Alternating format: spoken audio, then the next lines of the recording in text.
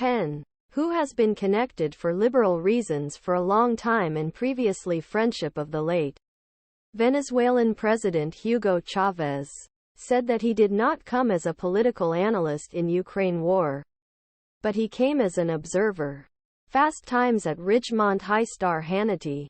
He said, before accumulation of Russian troops on the border of Ukraine and before COVID-19 pandemic began to plan superpower.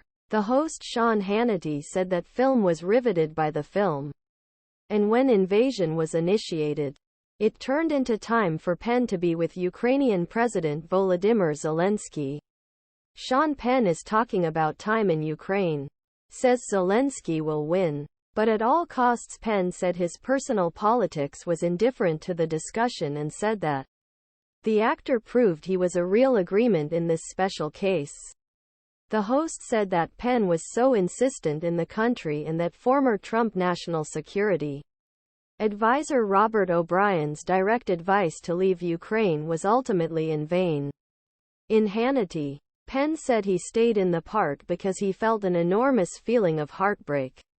Sean Penn. Chris Rock slapped Will Smith to rage unleashing I thought my children were something that would affect them right away. And I think there is nothing like what happened in those countries in that country. Later, Hannity stated criticism of Biden administration's battle and said that President vetoed Migs to Ukraine. Veto and conflict became a power of attorney with Vladimir Putin. Penn will describe best way when it comes to whether there are many elements in game and whether GOP or Democratic Party has taken right team in Ukraine. I think the Republican, Democrat or between this and, of course, not a political analyst. As an observer, as a citizen, which one is very sure the decisive action. Penn said Zelenskyy said United States fought and in a lot of war throughout history. That Americans did not want Americans to fight on territory of Ukraine. And there was little political will to distribute troops in United States.